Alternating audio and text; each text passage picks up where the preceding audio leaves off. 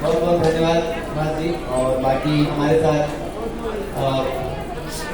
इसी निदेशालय से आए हुए सभी पदाधिकारीगण और PMU के PMU के सभी सदस्यगण, यहाँ जिला स्तर पर जिला कृषि पदाधिकारी हैं, जिला पशुपालन पदाधिकारी और DPM SHPS नाबार्ड के पदाधिकारी LDM, और खासकर यहाँ उपस्थित हमारे साथ सभी FPO के सदस्य, अध्यक्ष, फैक्स के मेंबर्स, अन्य सभी उत्कृष्ट किसान और हमारे स्वावलंबी गांव से आए हुए ग्रामीण, आप सबको मेरा जोहार।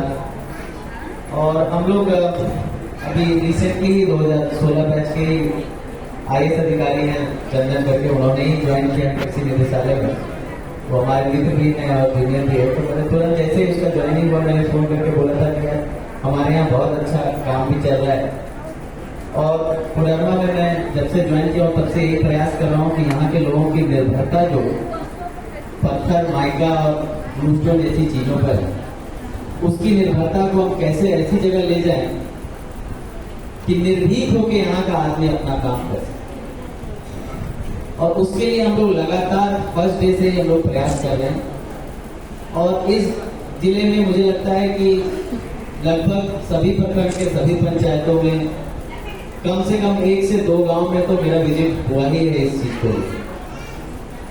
और हम लोग लगातार ऐसा प्रयास कर रहे हैं कि यहाँ के स्थानीय ग्रामीण जो है उनको सतत आय का स्रोत कैसे मिले।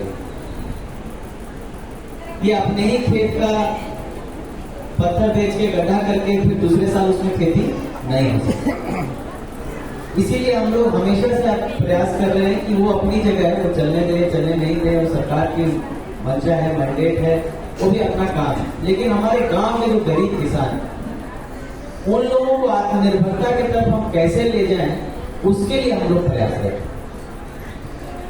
और उसी के लिए हम लोग लगातार सभी गांव में बैठक करके ग्रामीण के साथ बात करके उसको अलग अलग क्षेत्र में काम कराने का प्रयास करें। और मैं जिस गांव में भी गया हूं, अगर कृषि की बात करें तो सभी गांव में यहाँ के स्थानीय जनप्रतिनिधिगण का भी कहना है और सभी ग्रामीणों का भी कि हमारे गांव में सर ये जगह में सर जमीन बहुत खराब है। और मुझे इस बात से बहुत दुख होता है कि शायद पहला बेटा होगा जो अपनी माँ को खराब हो।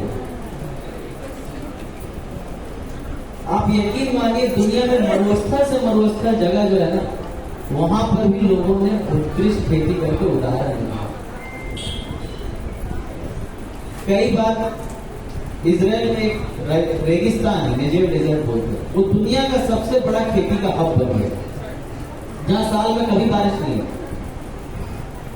तो आपकी समस्या शायद जमीन का उर्वरक होना नहीं होना, पानी बारिश होना नहीं होना, ये नहीं। आपकी समस्या सिर्फ और सिर्फ इस सोच का है कि हमको ये काम करना है कि नहीं। और यकीन मानिए जिस दिन आप लोग ठान लेंगे उस दिन आपको कोई चीज रोक नहीं सकता। हमारे स्वावलंबी गांव से भी कई ग्रामीण को हम लोगों ने जानबूझकर आज बुलाया भी। हमारे पास आज के डेट में, पहले जब भी स्टेज से बोलते थे, गांव में भी बोलते थे, तो बोलते थे महाराष्ट्र में एक तो गांव ऐसा है जहाँ ऐसा होता है, रांची में एक तो गांव ऐसा है जहाँ ऐसा होता है। और हम सब के लिए बहुत गर्व की बात है कि हम अब बोल सकते हैं कि कोडरवा में ही ऐसे बहुत सारे गांव है जहाँ ऐसा होता है।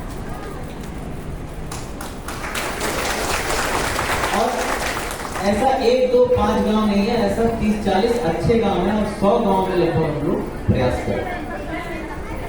और वहां के गांव के ग्रामीण खुद ही बोलते हैं, मुझे उनको बोलने की बुलवाने की जरूरत नहीं है, अलग से 10 लोगों को बिठा के पहले से कान में बोल के बुलवाने की जरूरत नहीं। तो जैसे पहले होता है ना, 4 लोगों को तैयार करके रखते हैं, स्टेज में माइक पकड़ा के बुलवाते हैं कि यही बोलना है, साहब लोग आए, हमको ये करने की जरूरत नहीं।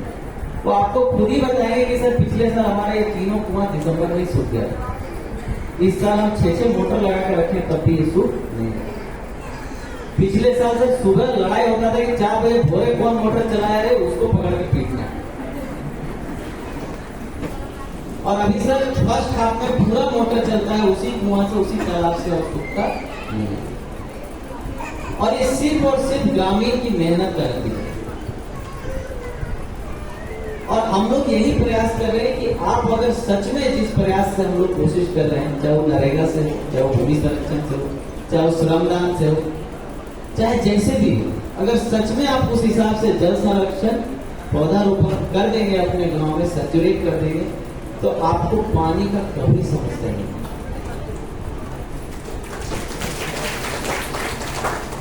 और हम लोग जानते हैं गांव में एक्चुअली ना धीरे धीरे लोगों को आदत जो आसानी का हो गया ना, उसके वजह से ये समस्या है। आज से 30-40 साल पहले, जब 25 साल पहले जब नरेगा नहीं था, तब हमारे दादा परदादा तब भी मेड़बंदी करते थे, ऐसा नहीं करते, तब भी नदी नाला को रोक के पानी रखते। लेकिन